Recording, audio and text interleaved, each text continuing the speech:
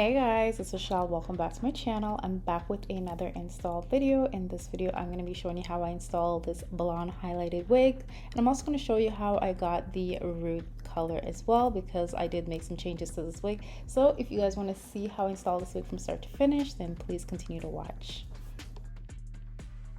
This is what the wig looks like straight out the box. This is a pre-made wig and it's by Megalook hair. I will post all the hair info in the description box down below. So this is how it's looking. This wig is around 200 density. It is given a whole lot of body. Now I will say the root is a bit light for my skin tone. I like my roots to be a bit darker, and the hairline on this wig is a bit tense, so it is going to require quite a bit of tweezing. I haven't seen a hairline this dense in a minute, but I do love the color of this wig. Now I'm going to go in with my light ash brown and Salon Care Cream Developer because I want the roots to be just a tad bit darker. I just feel like it'll look better on my skin tone. So I'm just going to go ahead and mix that up in my mixing bowl. All the products I use will be listed in the description box down below. So I'm only going to be applying this to the roots.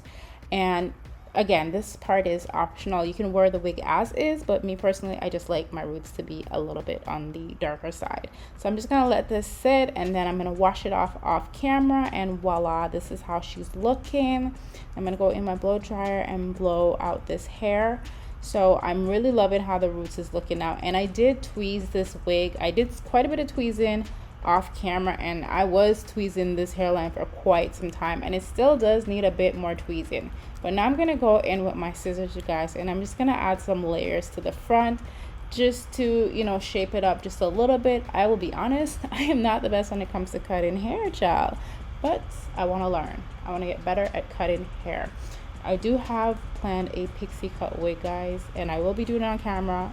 Yes, child, she was wearing a wig under a wig. Like, who does that? But anyways, let's move on. So I have the wig on my mannequin head, and I'm just gonna go ahead and apply some more layers in the front as well.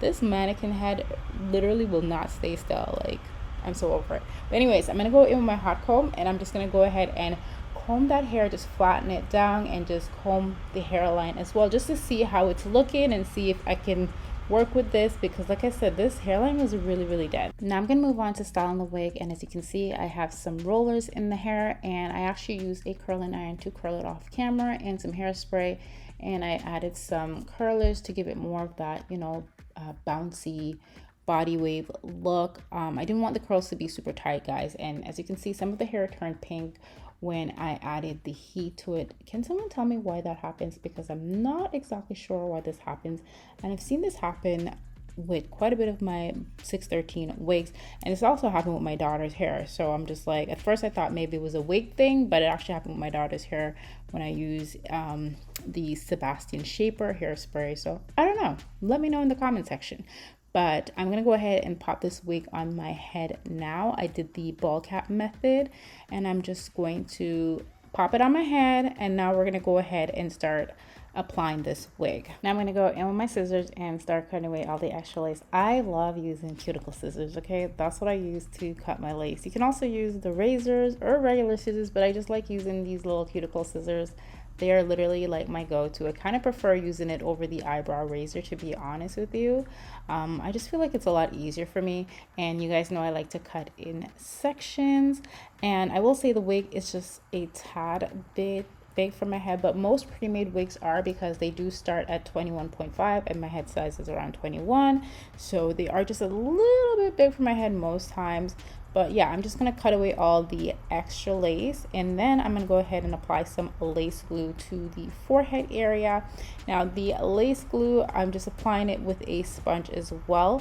So I'm just going in with that sponge, and you want to make sure that your glue is dry before you add a second layer. So I waited for the glue to dry clear and then add a second layer. As you can see, it's dry, and I'm just going to go ahead and pull that lace down. So this is transparent lace. This is not HD lace, but considering that it is transparent, I really love how the lace melted. It melted really great, considering that it is not HD. So I'm just going to go in with a blow dryer on the cool setting just to melt down that lace.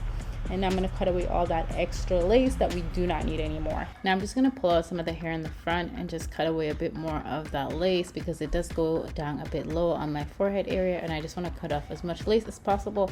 And this is also going to customize the front of the hair as well, so it doesn't look, you know, super straight in the front. Now I'm going to go ahead and just cut away the extra lace on the side as well. And as you can see, I kind of go in a jagged motion when I'm cutting the lace. I never just go straight across and cut it because it will give the wig kind of a weird hairline, and that's not the look we're going for. So I'm just cutting away every bit of lace that I can, and then I'm going to go ahead and just apply some glue to the side as well. So I'm going to apply the glue and wait for that glue to dry clear. Once the glue has dry clear, I'm going to go ahead and pull that lace down and melt the lace down into the glue.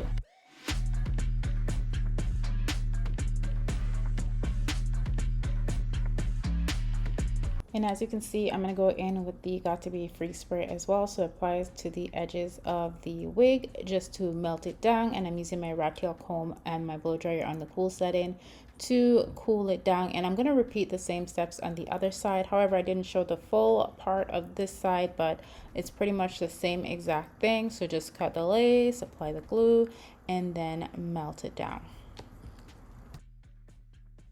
All right, so now I'm gonna go in with my hot comb and just to flatten down that wig, and I am loving how the roots is looking.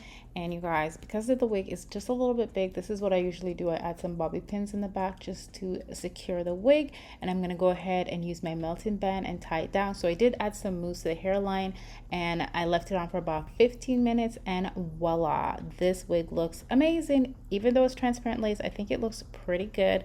Like I said, the hairline was a bit dense. That was the one thing I didn't love about the wig. The hairline was a bit tense and it does require a lot of tweezing, but if you can look past that, honey, I'm here for this color.